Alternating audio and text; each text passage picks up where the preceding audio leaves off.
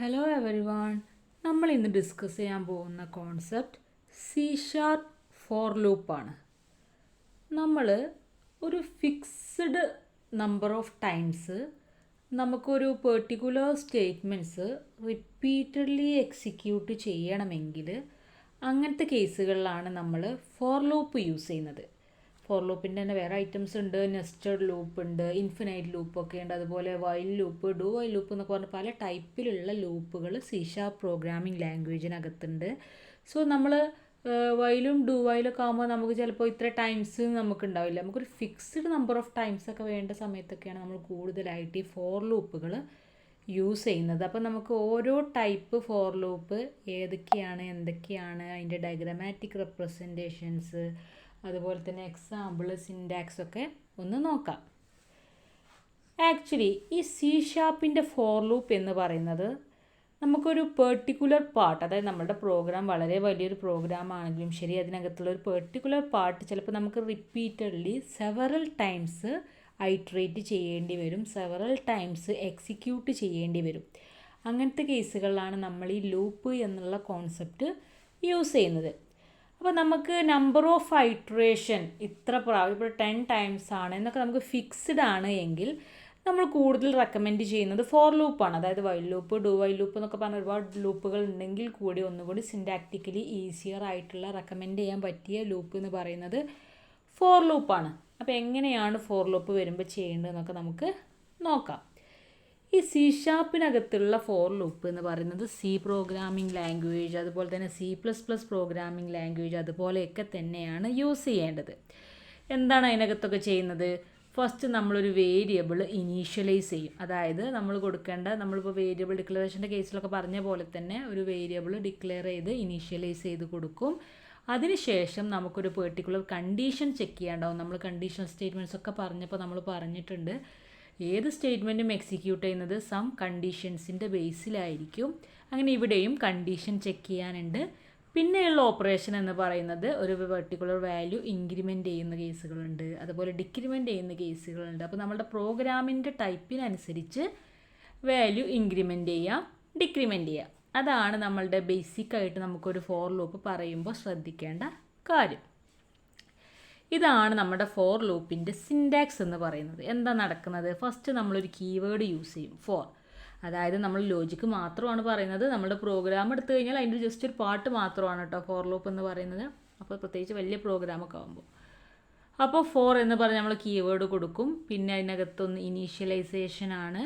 പിന്നെ next semicolon ഇടണം. അതൊക്കെ സിൻറ്റാക്സിൽ മസ്റ്റായിട്ടുള്ള കാര്യം കേട്ടോ, ഈ സെമികോളൻ എന്നൊക്കെ പറയുന്നത്. അപ്പോൾ ഇനീഷ്യലൈസേഷനാണ് ആദ്യം ഒന്ന് കൊടുക്കുക. അപ്പോൾ നമ്മൾ ഇൻഡ് ഐ എന്നോ അങ്ങനെ എന്തെങ്കിലുമൊക്കെ പറഞ്ഞ് നമുക്ക് വേരിയബിൾ ഡിക്ലെയർ ചെയ്ത് അവിടെ ഇനീഷ്യലൈസ് ചെയ്ത് കൊടുക്കും. I = 1 എന്നോ 0 എന്നൊക്കെ പറഞ്ഞ്, അത് നമ്മളുടെ അക്കോർഡിംഗ് ടു പ്രോഗ്രാം ടൈപ്പിനനുസരിച്ചായിരിക്കും. പിന്നെ ആ സെമികോളിന് ശേഷം വരുന്നത് കണ്ടീഷനാണ്. അപ്പോൾ നമുക്ക് ഇന്ന വരെ, ഇപ്പോൾ 10 വരെയാണ് നമുക്കിത് ഐട്രേറ്റ് ചെയ്യേണ്ടത്, 10 പ്രാവശ്യമാണ് ഐട്രേറ്റ് ചെയ്യേണ്ടത് എന്നൊക്കെ കാണിക്കാനാണ് ഈ കണ്ടീഷൻ ചെക്ക് ചെയ്യുന്നത്.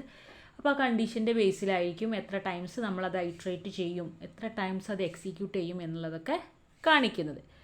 എന്നിട്ട് വീണ്ടും സെമികോളൻ മസ്റ്റാണ്. പിന്നെ increment operation or decrement operation, അത് എന്താണോ അക്കോർഡിംഗ് ടു അവർ പ്രോഗ്രാം ടൈപ്പ്, നമ്മുടെ പ്രോഗ്രാം ടൈപ്പിനനുസരിച്ചാണ് ഇൻക്രിമെൻറ്റ് ചെയ്യാനോ ഡിക്രിമെൻറ്റ് ചെയ്യാനോ എന്നൊക്കെ ഉള്ളത്. അത് പ്രോഗ്രാമിൻ്റെ ലോജിക്കിനനുസരിച്ചാണ് ചെയ്യുക. എന്നിട്ട് കേളി ബ്രേസ് ഓപ്പൺ ആക്കും, കോഡ് ടു ബി എക്സിക്യൂട്ടഡ്, എന്തൊക്കെയോ സം കോഡ്സ് അവിടെ എക്സിക്യൂട്ട് ചെയ്യാണ്ടായിരിക്കും. ലാസ്റ്റ് കേളി ബ്രേസ് ക്ലോസ് ചെയ്യും. ഇങ്ങനെയാണ് അതിൻ്റെ സിൻറ്റാക്സ് വരുന്നത്. ഇനി നമുക്ക് അതിൻ്റെ ഒരു ഡയഗ്രമാറ്റിക് റെപ്രസെൻറ്റേഷൻ നോക്കാം. എന്തൊക്കെയാണ്? ഫസ്റ്റ് ഇനീഷ്യലൈസേഷൻ, പിന്നെന്താണ് കണ്ടീഷൻ ചെക്ക് ചെയ്യും. കണ്ടീഷൻ ട്രൂ ആണെങ്കിൽ മാത്രം സ്റ്റേറ്റ്മെൻറ്റ് എക്സിക്യൂട്ട് ചെയ്യും.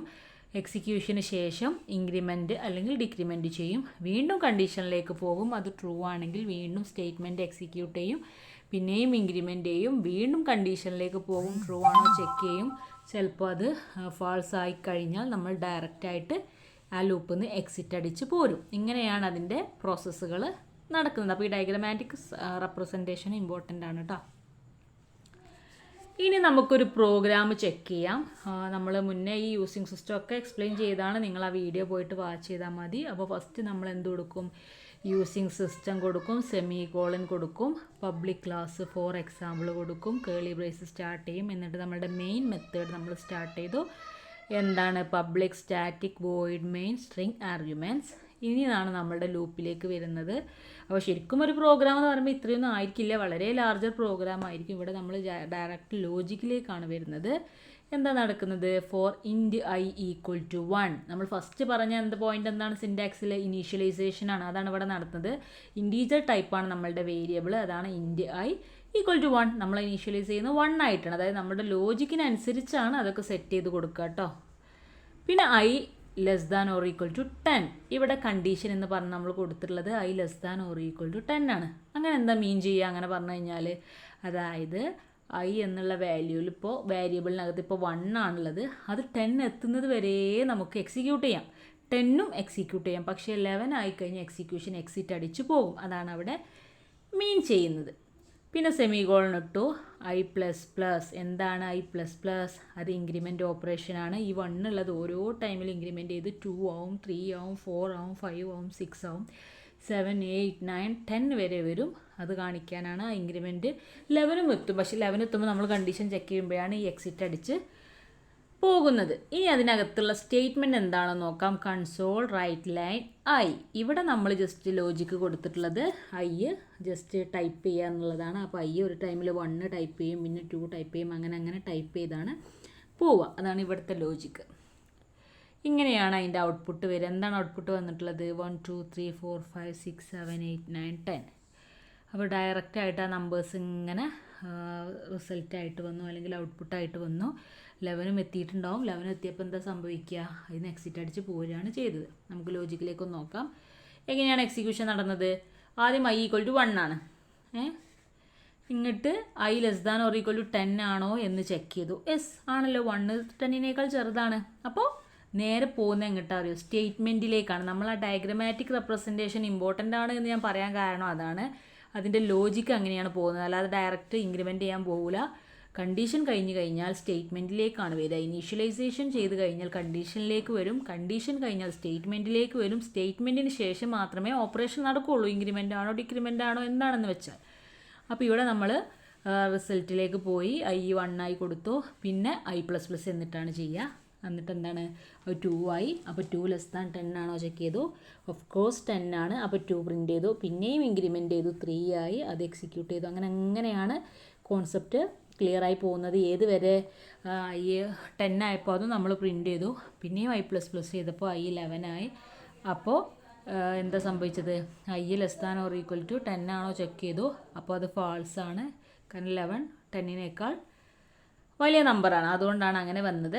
അപ്പോൾ അവിടുന്ന് എക്സിറ്റ് അടിച്ചു പോന്നു. ഇത്രയാണ് C# ഫോർ ലൂപ്പിനെ കുറിച്ച് നമുക്ക് പറയാനുള്ളത്. ഇനി നമുക്ക് C# നെസ്റ്റഡ് ഫോർ ലൂപ്പ് ഉണ്ട്. അതെന്ന് പറഞ്ഞു കഴിഞ്ഞാൽ ഒരു ലൂപ്പിനകത്ത് തന്നെ വീണ്ടും ലൂപ്പ് വരുന്ന കേസാണ് ഈ നെസ്റ്റഡ് ഫോർ ലൂപ്പ് എന്ന് പറയുന്നത്.